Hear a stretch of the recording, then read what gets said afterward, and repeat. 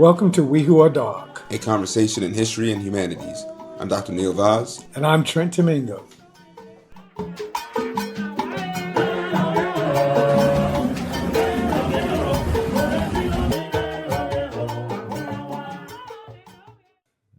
I want us to discuss today the psychology of being Black. Okay? The psychology of being Black. I don't know if you're going to like what I have to say about this. Well, I mean, we're going to see it. And so I would say this. If we go back to the beginning of this group that we call Black people, right? Or African American. When you go back to the beginnings of this group, we got to go back again to the slave trade. Because if it were not for the transatlantic slave trade, you would not have these different cultures of people who have a combination of African, European, and whatever indigenous Indian, like that set of people would not exist were it not for the transatlantic slave trade. 100%. Right? Yeah. You got the transatlantic slave trade going on since early 1500s. 12.5 million people were ripped out of Africa and brought over to the Americas. And that ranges from anywhere from Argentina, Chile, and Brazil all the way up to Canada. All right. So it wasn't only just the United States of America that experienced this transatlantic slave trade. Right. And so I have friends who are very African, and they say, that they are African. They don't call themselves American. They don't call themselves Black or African. They say, I'm African. From the continent? They're not from the continent. They be born in New York. How you going to be born in New York and you African? Right? And so the transatlantic slave trade produced a distinct people and distinct cultures all over the world, right? And so what then is a psychology of those groups of people all over the world? How do they see themselves? How do they see other people seeing them? Right? It's double consciousness. Absolutely. Yeah. And these groups of people have to understand how they see themselves, but they also have to understand how the dominant culture, the dominant white European culture sees them, because to not understand that, you could actually lose your life if you don't understand those dynamics, right? And so if we're going to understand the psychology of these people we call Black, and I'm going to throw this back to Black Americans because that's my area of understanding. Yours is a diaspora. There are some ideas about Black people that comes from the origin of the slave trade, the origin of the identity that was fueled by the slave trade. I mean, I know we're gonna get into the weeds with this a little bit later, but if you got a distinct people that has been created by a crime against humanity for 400 years, if you got that, what is the psychology of those people? How do they understand themselves? Yeah. And when you look at how they understood themselves, we're not talking about how they felt about themselves, because as human beings, you feel like a human being. Yeah. You have love, you have hates, you have all the things that come with being human, you feel that. Yeah. But when it comes to what you call your culture, how do you see your culture? How do you understand your culture?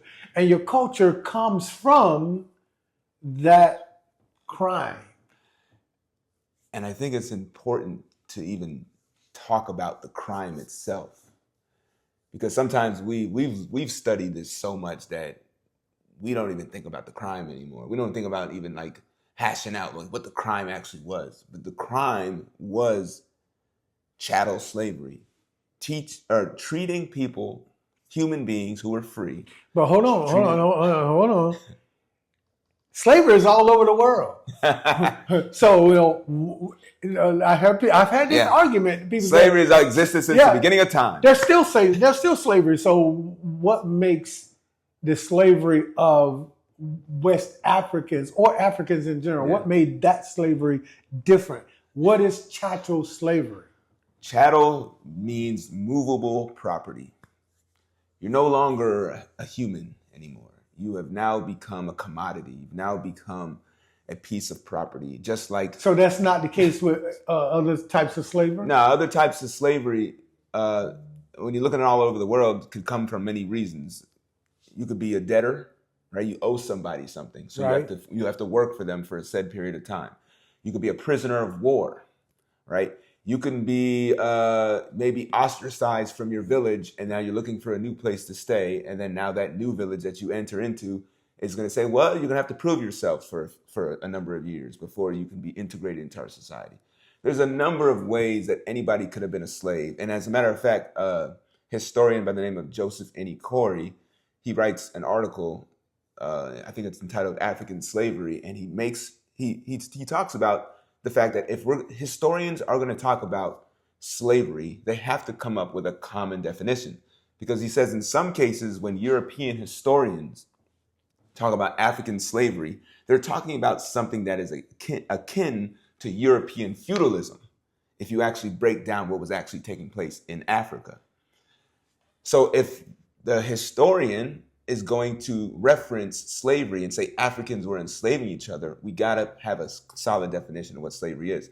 So Joseph N. Corey says what was happening in the Americas, chattel slavery, is something quite different than what was happening in Africa, something that was different than what was happening in Europe, something that was different than happening in Asia. In every other form of slavery, you were still a human being. I think that's how I always understood chattel slavery. You lose your humanity. You lose your humanity. You become a thing. Yeah. You become property. Yes. And just like, this is my shirt. I bought this shirt. Yeah. I could take this shirt off and rip it up, and nobody's going to go, oh my God, you just ripped the shirt. Because it's mine. I bought it. Yep. It has no, it's not a sentient being. Yeah. Right? But when it comes to other types of slavery, you maintained your humanity. Yeah, yeah. And there are certain things that you can do to human beings. There are certain things that you don't do to human beings because they are human beings. Yeah. What happened with the slave trade with West Africa is that you cease to be a human being, and so all kinds of atrocities were allowed. Yes. That created, again, this psychology yeah. of the people. Yeah. Right? So I didn't mean to cut you off, but go ahead. No, but that's a good point. The psychology, I think, is the most important part of this. So when you're going back to your original question about, Black people and how they perceive themselves and how they perceive themselves respective to others, the psychology plays a very big role in this. If you've been treated based on the color of your skin as not a human being, you're going to start to think that, well, dang, I don't want to be this color skin anymore. Because being this color skin is going to be associated with all this mistreatment. Exactly. If you are been treated this way, I mean, you got Sammy Sosa, you got Michael Jackson. I ain't naming names. I'm not naming names. I'm sorry. I'm a Sammy Sosa and a Michael Jackson fan. But let's be real here. These Negroes hated the color of their skin. Changed it. But I don't blame them. Because it's the same reason why women perm their hair. Black women perm their hair.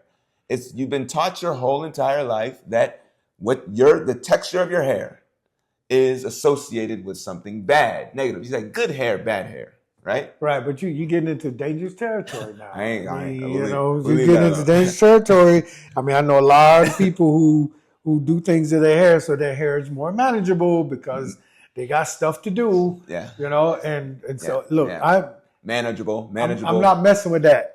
But that's what they used to tell the slave. That's we got to do something to him to make him more manageable. Okay, I get that. But I'm gonna let you have that But I do want to get to like the overall psychology Yeah. of people, because I do know people who, perm their hair, but they don't have a diminished idea of who they are as a person. They matter of fact, they are very intense and very strong personalities. Yeah. Even while they perm their hair. Yeah. So I'm looking at that. I'm not getting into the theoretical idea of what that is. We'll get into that later, but I'm Okay. just saying, and generally speaking, right? The vast majority of women perm their hair. Men were doing it too. Skin lightening, bleaching cream. Those are products that were sold, at least in America, soaps that whiten your skin. Those things were sold in like the late 1800s, early 1900s. Here in America, they became, commodities. And then often what was on them were these very stereotypical images of Black people that sold this soap or that sold this cream or that sold, pancakes, right? Yeah. So, but with hundreds of years of being treated like an animal, based on the color of your skin and based on your origin, it's going to make people automatically not want to associate or kind of alienate themselves from their origin and alienate themselves from their characteristics. So they very skillfully made you and me hate our African identity, our African characteristics. And you know yourself that we have been a people who hated our African characteristics. We hated our hair.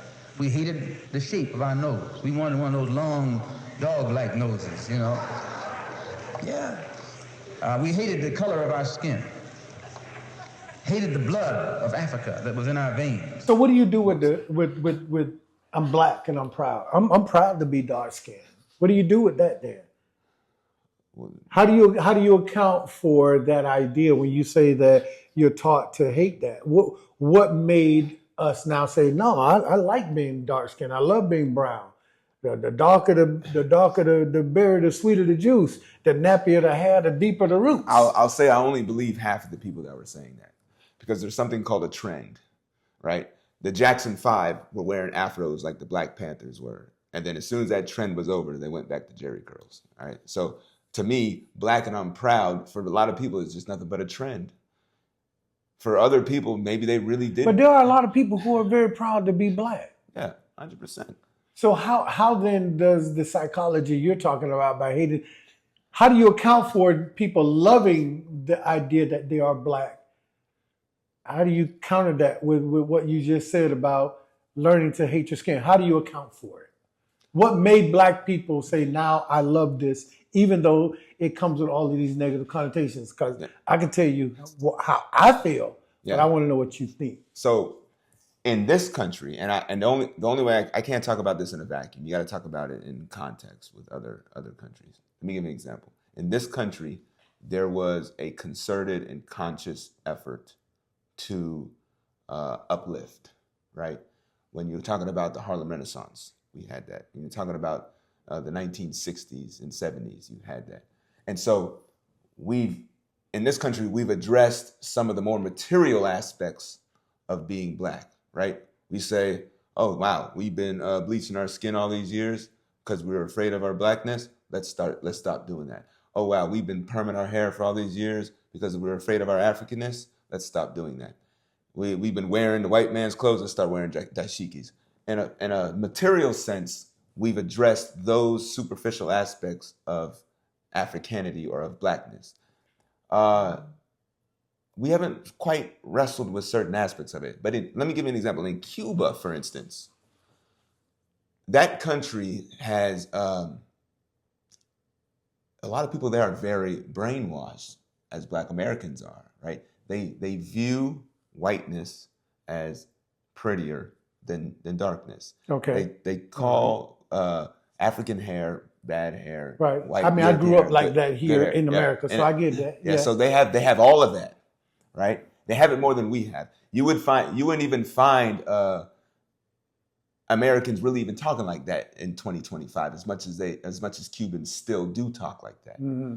But in Cuba, despite the fact that they have, in a material sense, they are so brainwashed, by European dominant culture. In a spiritual sense, they have a lot of Africanness in everything they do. Even white Cubans run to African religion when seeking, whatever it is that people seek their religion. So I noticed that stark difference in America and in Cuba is like this. We've addressed things materially, but I don't think we've addressed things spiritually. In Cuba, they've addressed things more in an African sense spiritually, but have not addressed the things physically or materially in that country. Well, I mean, all right, so I'm going to talk about me personally. Mm-hmm. I love the fact that I'm Black, even in a political sense, because we understand that this is not a race, it is a political circumstance. Yeah. I am proud to say that I am Black. I have no problem with re-enlisting for Black. If God were to create me again and say, what race you want to be? I'll say, no, I'll sign up for Black, right? Because the history of Black people in this country and not even in this country, in the world, what dark-skinned people have endured and have achieved and have overcome and have created, despite all of the crimes that have been committed upon them as human beings, it makes me feel proud that I have this dark skin because I represent that resilience, right? I represent that tenacity. And that's what inspires me to do the stuff that I do. Yeah. I think about what Black people have done in the past, even with situations that were more dire than the situation that I'm in now. Yeah. Like my situation, I live in a middle class neighborhood. I went to a pretty good white school. Yeah. University of South Florida. So I mean, what makes me do the things that I do is because of them. So I'm proud to be that. Mm-hmm. I'm not trying to I'm not trying to diminish my skin color. I'm not trying to say, well, I wish I was lighter. I wish I was this or I wish I was that. And so I understand what you're saying theoretically, but how does that account for my psychology? And there are millions of people like me who feel the same way. What you just said does not resonate with us. Mm-hmm.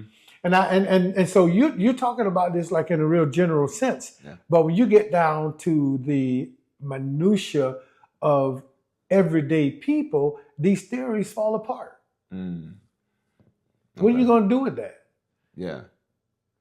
Well, I guess what I would say to that is, have you ever seen Black people treat Black business a little bit more disrespectfully than they treat white business? Absolutely, I see that. That's what I mean by the self-hate. It's this notion that the white man's water is cooler, their grass is greener, they're better. And Black people, even though they're our own people, we don't hold them to the same standard.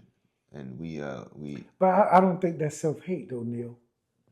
Because I'll tell you this. When I go to a Black business, first and foremost, I want to get good service, right? And if you give me good service, I'm going to give you good response. Yeah. Now, if you happen to be Black, that's great. We dap it up as brothers at the same time. Yeah. If you give me poor service, I'm not going to keep coming to you, right? I don't care what your color of your skin is. I don't care how you identify. Yeah. I'm not going to pay for crappy service. Are you saying Black people give crappier service? I say there are Black businesses who I've dealt with that gave me crappy service, just like there are white businesses that gave me crappy service. I don't give them my money either. Yeah. So you're not going to tell me just because a business is Black, if I don't give them my service, it's because I'm self-hate. No, I don't give them my service because I don't like this. I don't give them my business because I don't like service they've given me. Okay. All right. And that's not self-hate. That's not me hating on my own culture. Well, I can't, at the end of the day, I can't even quantify what I'm saying. I can't say that this is a measuring stick that says Black people hate themselves more than anybody else. But I'm just speaking from how people talk, what they consider good hair versus bad hair, what they consider to be pretty versus ugly. The hair weave industry is like. Yeah, but I think you're making a blanket statement, Neil, that you just yourself said you can't quantify. I can't. As a matter of fact, I don't even think you can qualify it. Yeah. Let alone quantify it. All right. I mean, now, okay, so I remember a book I read. Well, let me ask you this. All right. You remember you told me a story, and this is when I started looking deeply into this. Okay. You're the one who told me this. When your daughter was little, she was asked to draw a self-portrait. Oh yeah, I remember that story. And this is when I was in your class. Yeah. And you said she drew a picture of a white lady. A little white girl. Blonde. Right. Blonde hair, blue eyes. Right. And that was the first time you realized that, damn, like, she's been brainwashed. There are other forces at work other than what I'm teaching. Yeah. So when you told me that, it made me more conscious of the brainwashing that we deal with on a daily basis. And it made me more conscious of how Black people talk to each other about their own skin color and their own hair texture. And the only thing that makes them... So here's we have a problem with semantics here. I wouldn't use the term brainwashing. I use the term acculturation. We have been acculturated to think that, tight curly hair is bad hair and straight hair is good hair. You have no argument with me on that one. Right. We have been acculturated to think that, right? But being acculturated a certain way does not necessarily mean that that's how you feel about yourself. So I'm bringing it back to the microcosmic view, not the macrocosmic view. Because the macrocosmic view with all of these theories, it does not pan out with people that I meet every day, all day. Yeah. And people that I meet all day, every day, like this is where the real culture is. Where the real culture comes from. It comes from the everyday. Maybe it's a lot more complex than just the simple oversimplification. Maybe it's just me then. I was brainwashed. Yeah. Well, you are acculturated. No, I was brainwashed. You can't tell me what I was. Don't roll into the Malcolm X. I was brainwashed. Hoodwinked. You've been led astray. Run amok. And I'm just glad I was conscious enough at a certain point to realize that I was brainwashed, and then I had to snap out of it. Had I not have snapped out of it, I don't know where I would have gone. But I was actually perspicacious enough to realize that there was a certain point in my life when I was really young where I didn't have any of this acculturation or indoctrination or propaganda. And then when I realized it was another part of my life where it started to seep in, and I started to internalize this same type of indoctrination. So I made associations, right? Black people do this, white people do that. Black people do this, white people do that. Right. And so that lowered my self-esteem of myself because of the associations that I made with my skin color and Blackness. Right. Okay. All right.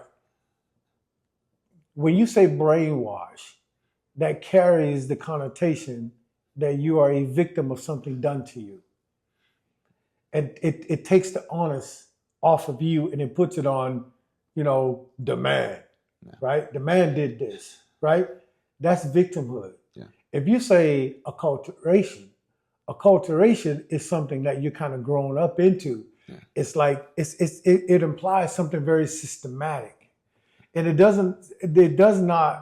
acculturation does not imply that there is a person doing something to you. Acculturation implies that there are parameters within which we have growing up and have a sense of ourselves that are operational outside of what I'm not going to say outside of what's been orchestrated, because it has been orchestrated, but it's orchestrated long ago. So you don't think it's being orchestrated today? Oh yeah. It's being perpetuated. It's like a snowball rolling downhill. Once it starts to roll, it's just going to continue the momentum. That's why I wouldn't just say it's acculturation then. That's why I would still say it's brainwashing. There's certain movies that they won't make because the movie would be too empowering. Let's make this ignorant movie right here, and let's give it to the public. Right. To me, that's indoctrination. That's propaganda. Okay, well, indoctrination, propaganda, and brainwash. Yeah, but all those are given. Okay, so I think we're kind of saying the same thing. I'm just not. Look, I prefer to understand how we exist in a culture that teaches us our psychology. It teaches us how we should think about ourselves. Yeah. Right? And for me, acculturation is the word for that, because it's a lot more insidious. Yeah. Acculturation is a lot more insidious, right? And now I'm gonna agree with you on the idea that you have to come out of that. But if you don't even understand that that's what's going on, how are you going to come out of it anyway? You don't even know. You don't even know you're in the matrix. Yeah. Right? Yeah. You just think that this is the way things are. But then when you understand the history of things, you understand the acculturation of things, then you can choose. You know what?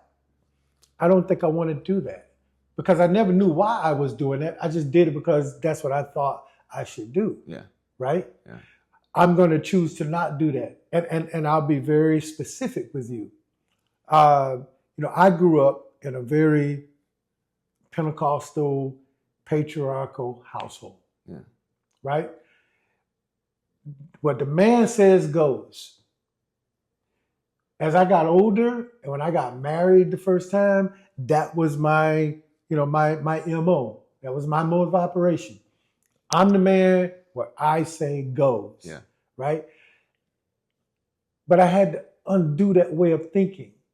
When you live with somebody for 20 years and you understand that they're a lot smarter than you, they've got a lot more experience than you, that they think about things differently than you, I had to get rid of that idea. Yeah. Right? What does the Bible say? When I was a child, I spake as a child, I understood as a child, I thought as a child. But when I became a man, I had to put away childish things. Mm. So I had to put away that way of thinking, right? So I had to come out of that acculturation. And it took a while. But anything you do over and over and over again, you'll get good at it. If you want to come out of a way of thinking, continue to work on coming out of it, and you'll get good at it. And so for me, I wasn't thinking, oh, well, somebody brainwashed me. I'm like, no, I've been acculturated this way. Yeah. And the same way you are acculturated by seeing the same thing over and over and over and over and over and over, you unacculturate yourself by doing something over and over and over and over and over. And it's much more of a productive process and a productive way of thinking to me. I guess the reason why I like to use the word brainwashing is so people can understand the severity of it. If I say acculturation, and I think people would be less likely to deal with the problem than if I say brainwashing, it's a crime, right? If I say acculturation, it's just it's something that happens. So you want this for shock value? Yeah, you got to say brainwashing, because that's where we're disconnected, because I ain't doing nothing for shock value. No, not necessarily, not shock value for them or anything like that. Not for these people, but shock. Like, if in order to solve a problem, you have to be like as truthful and as brutally honest as possible about the problem, right? No sugarcoating, no candy coating. So you've been acculturated. Everybody's been acculturated, right? I'm talking about you've been brainwashed.